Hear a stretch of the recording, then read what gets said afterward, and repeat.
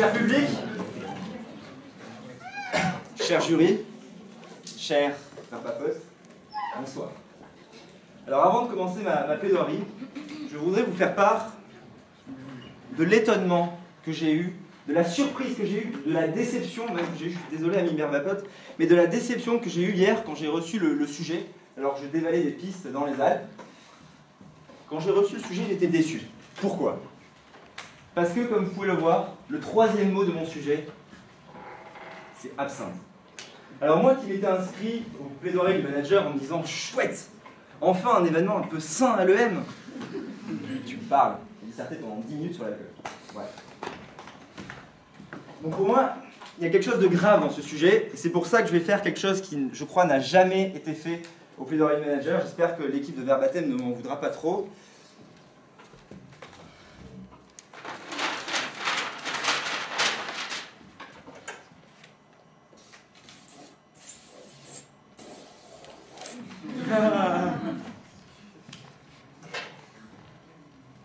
Alors je vois des yeux là, à ma gauche qui s'illuminent, qui se disent chouette, on va revivre une scène de Jackie et Michel, alors une rediffusion de Canal+. Non, non, je suis désolé, il ne s'agira pas de ça, mais quand même.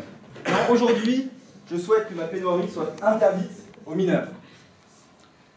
J'ai inclus d'ailleurs dans les mineurs les bachelors, j'en vois beaucoup dans la salle à partir. Donc les bachelors, c'est les premières années de l'école. Voilà. Ce signe, ce symbole, aujourd'hui, est très important pour moi. Je vous demande vraiment de prendre du recul par rapport aux propos que je vais tenir. Je vais défendre ce sujet. Oui, c'est assez compliqué, mais pourtant je crois fondamentalement en cette phrase. Non, aujourd'hui, je ne vais pas faire l'apologie d'une consommation excessive et régulière de l'alcool, mais je vais pourtant dire que Rimbaud sans l'absinthe, plus de poésie. Alors dans les temps qui courent à EM Lyon, j'en vois déjà, à la fin de cet amphi, aller courir au bureau de la direction en disant « Aïe, aïe, aïe, vous savez pas quoi, monsieur le directeur, il y a un plaideur qui a tenu des propos anti-loi E20. Alors je vois déjà ma convocation dans le bureau de la direction, une descente de police chez moi ce soir. Pire, pire, pire. Je vois la corpo venir me voir et me dire « Jean, non, cette année, tu n'auras pas le droit de participer aux Neptuniades. » L'enfer. Les Neptuniades, c'est un événement sportif qui a lieu en fin d'année. Donc voilà, aujourd'hui, je crois que mon discours n'est pas adapté aux absinthes ni touches.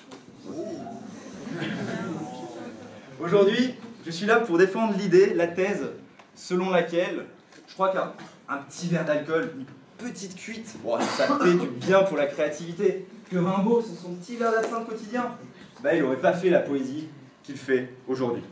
Alors en termes de méthode, comment est-ce que je veux défendre cette méthode, ce sujet, pardon. Alors la méthode, je sais qu'il y en a beaucoup qui vont être largués très rapidement. Du coup, je vais m'attacher à prendre pas mal d'exemples de l'EM que je tâcherai d'expliquer avec autant de franchise que j'ai fait pour les Neptuniades au jury. Vous êtes prêts? Ok, on peut y aller. Rimbaud. Ah, Rimbaud! Quel monstre de la poésie française! C'est un homme qui est rentré dans l'histoire d'ailleurs, regardez. Encore aujourd'hui, on en parle. C'est magnifique. Mais plus que des discours, j'aimerais vous lire un poème de Rimbaud. Classique, me direz-vous. Aclimène. Mystique, barcarolle, romance sans parole. Chef, puisque tes yeux, couleur des cieux, puisque ta voix, étrange vision qui dérange et trouble l'horizon de ma raison, puisque l'arôme, un signe de la pâleur de cygne, et puisque la candeur de ton odeur, ah, puisque tout ton être, musique qui pénètre, nymphe d'ange défunt, tons et parfums, ah, sur d'almes cadences, en ces correspondances, induit mon cœur subtil, ainsi soit-il. Alors, est-ce qu'il y en a qui connaissaient ce poème de Rimbaud dans la salle? Ok, c'est normal, c'était du Verlaine, mais c'était pour vérifier qu'il n'y avait pas de faillot. Non, allez, je vais vous prendre une vraie citation de Rimbaud, cette fois-ci, un vrai vers de Rimbaud, pas d'absinthe.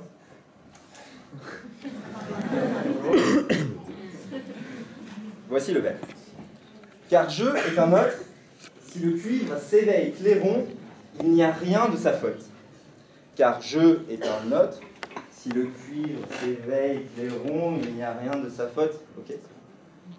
C'est magnifique. C'est merveilleux. C'est ça la poésie française. C'est ça l'honneur de notre patrie. Mais honnêtement, est-ce que vous croyez vraiment que quelqu'un serait capable d'écrire ça? On a un petit verre d'absinthe.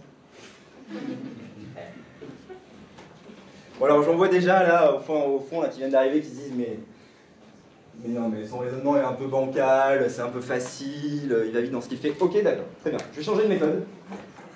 Aujourd'hui, je vais essayer de procéder par analogie.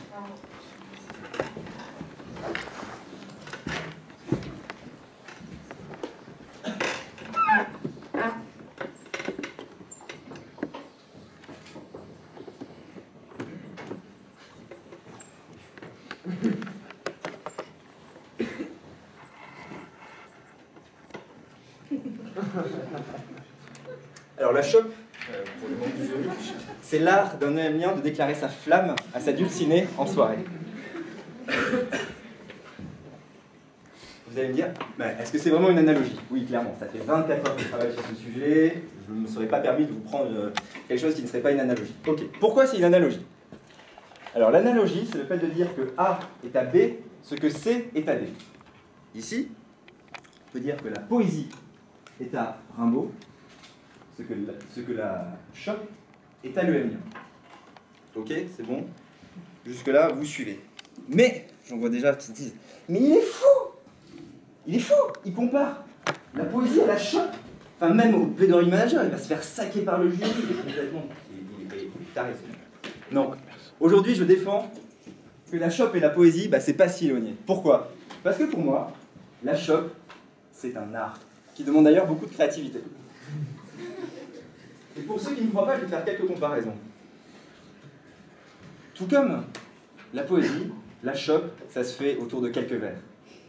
Tout comme la poésie, la chope, ça demande de faire beaucoup attention aux formes. Le bon chopeur fait beaucoup attention à la forme. Tout comme la poésie, la chope demande d'avoir une langue soutenue.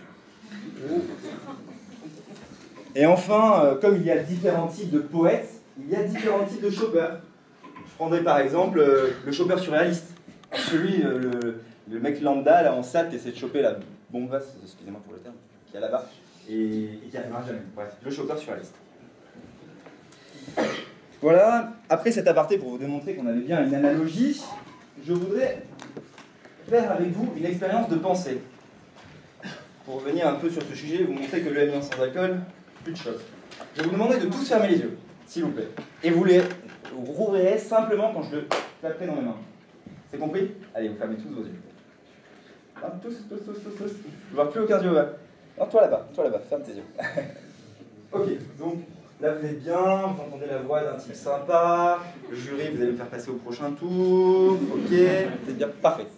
Alors vous imaginez, mercredi soir, à la salle, ok, le BDO en place, les Rimbaud, c'est le jeu de mots. Imaginez que les Rimbaud ne vous servent que du jus d'orange. Pas d'alcool dans la salle. Je sais, c'est compliqué, une soirée sans alcool, mais on est dans une expérience de pensée, il faut de l'effort. Ok, c'est bon, vous y êtes? C'est bon, vous pouvez ouvrir les yeux. Non, j'avais dit que quand je clapais des mains. Bref, c'est pas grave, c'est bon, vous pouvez tous ouvrir. Ok. Alors maintenant que vous avez fait cette expérience de pensée, on va pouvoir passer à un petit calcul. Je vais essayer de calculer, de manière très scientifique, le nombre de lignes qu'il y aura dans le Kikanikeki après cette SAT. Alors le Kikanikeki, c'est en quelque sorte comment dire, un faire-part trimestriel des shops annuels. C'est très mathématique. C'est bon, vous voyez là-bas? Alors, on va commencer par 0 plus 0 égale... Oui, non. 0. Je le dis de manière très scientifique aujourd'hui devant vous. J'affirme que sans alcool, il n'y a pas de shop à l'EM. On ne va pas me faire croire qu'un EMien est capable de choper sans alcool. Non, j'y crois pas, c'est scientifique. Ouais. Alors attention, parce que là, la conclusion, ça va aller très vite et je vous demande de bien comprendre ce que je vous dis. On a démontré que l'EMien sans alcool, plus de shop. C'est la tête à Toto qui l'a. On a démontré qu'il y avait une analogie entre l'EMien sans alcool, plus de shop, et Rimbaud sans l'absinthe, plus de poésie. Donc analogie, cette phrase est vraie. Donc, tout simplement, j'affirme que Rimbaud sans l'absinthe, plus de poésie, par la règle de l'analogie. Merci beaucoup.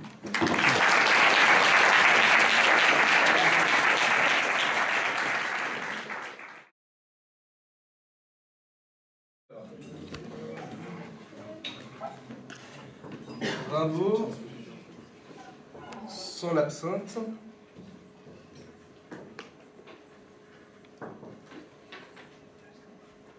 plus de poésie.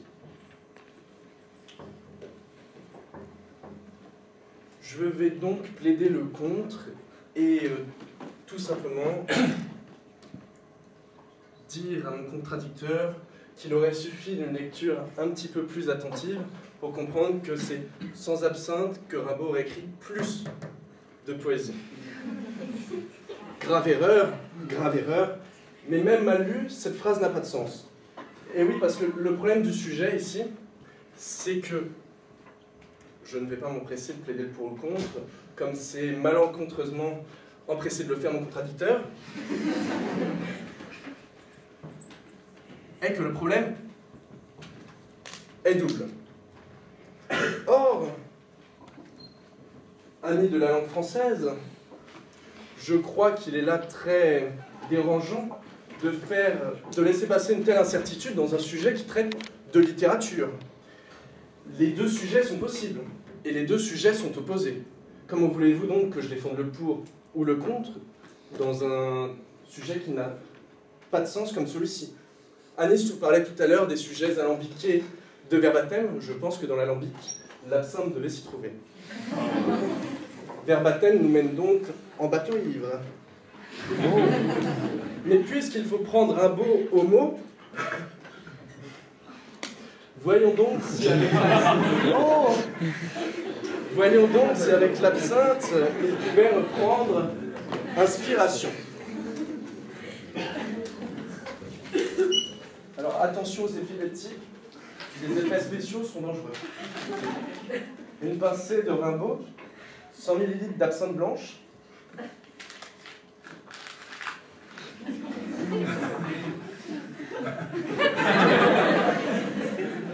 laissons mijoter.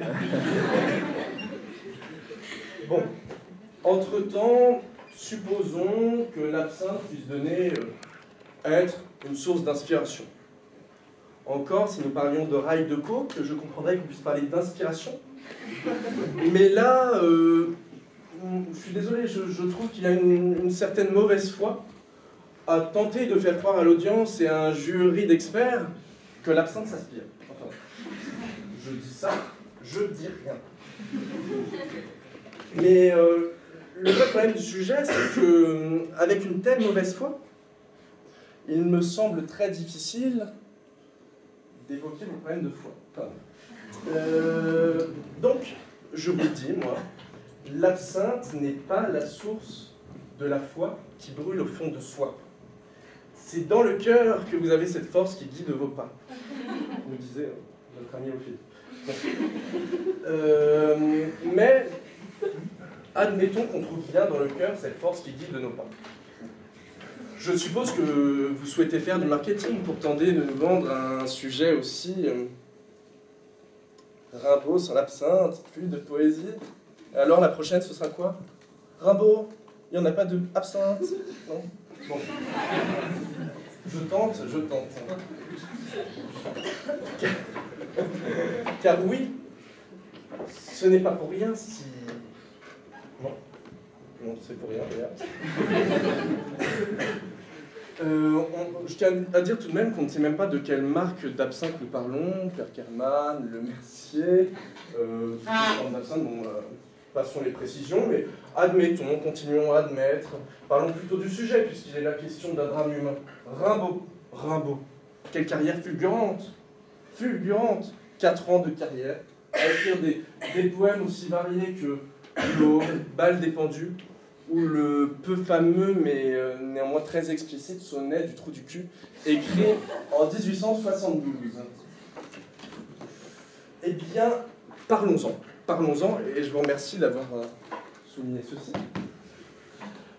Je ne crois pas que ce soit dans l'absinthe que Rimbaud trouvait sa verve. Je crois que sa véritable absinthe, oui, c'est Verlaine, et le coït, oui. Verlaine et Rimbaud, dans un régime fait d'absinthe et de verveine, se prenaient par les reins. Verlaine. et... Juste là. Inspiration, expiration. Inspiration, expiration. Je vois ici Rimbaud crier « Entre ici, Paul Verlaine, avec ton terrible cortège !»